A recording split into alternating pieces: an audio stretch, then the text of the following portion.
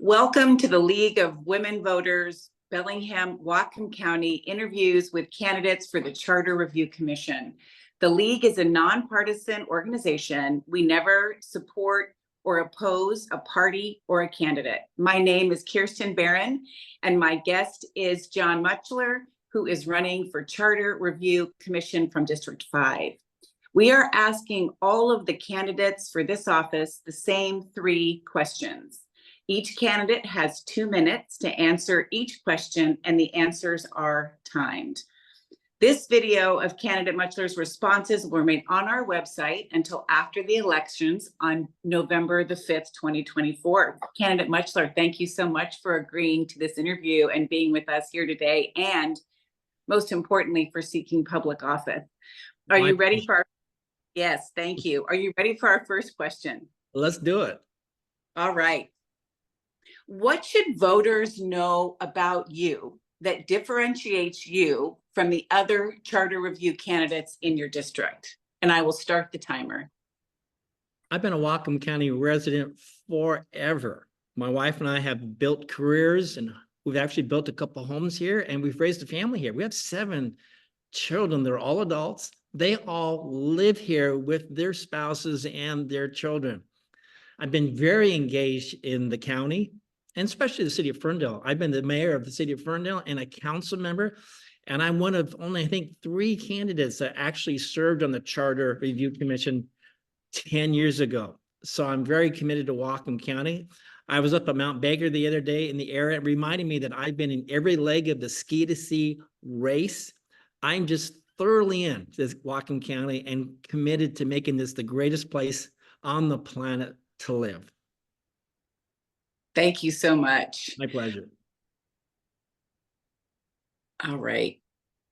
And our second question is, polls show that Americans are frustrated with the polarization in political dialogue.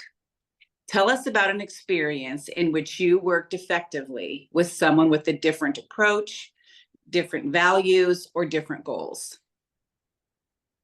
I've been on the council, I think, city council 10 years and the mayor for 4 years, and there are regular opportunities to reach out to people and to find common ground. Sometimes it's just a small difference of an opinion on a matter. I've learned that the greatest tool that I have is ears to listen. And I recently was in a council meeting where I was trying to accomplish something. It was related to a building code that I thought was going the wrong direction, and I couldn't figure out how to move council a certain way. But I listened very carefully to a kind of an in-between council member, a neutral council member, and he said a few words that gave me an idea. And the idea was simply to make a small amendment to the main motion, which he supported, and the thing passed. And I think we ended up with a much better code for the city of Ferndale, at least. It was related to flooding and things like that. It was a very important issue.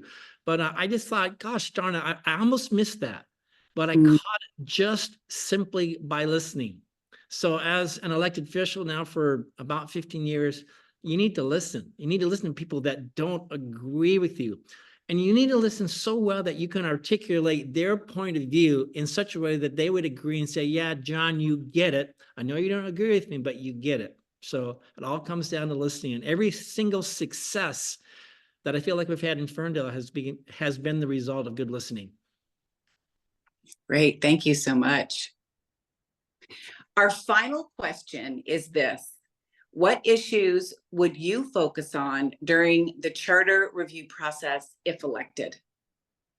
Thank you for asking. One of them is engagement. And I'm concerned that this election for charter review commissioners is during a presidential election. You and I both know that means a crowded ballot. And so I'd like us to discuss as a group of commissioners when I'm elected, maybe we should change this. Maybe this should be during a primary election or maybe an off-year election. Because as you know, there's a thing called ballot fatigue. And you look at 60 different ballots and you've got to choose one. So I see that as something I'd like to see the commission do. Second, I don't know what happens if a commissioner has to step down or they have to leave or they quit or whether, I don't think we have a mechanism to replace that commissioner. And I want all 5 districts to be well represented. And if one commissioner can't serve, we need a mechanism to replace that person. And finally, we accomplished some really good things 10 years ago. One of them was what we would call district-only voting. It means that people in the 5th district, they're the ones that vote for their representation. Those in the 1st district vote for their representation from the county council.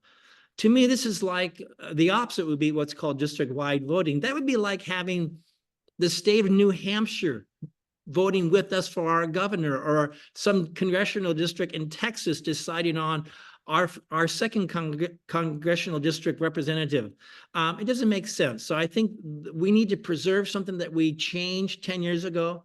Again, district-only voting. So those people that are in the district are actually choosing their representative. So those are 3 ideas for you. Great, thank you so much.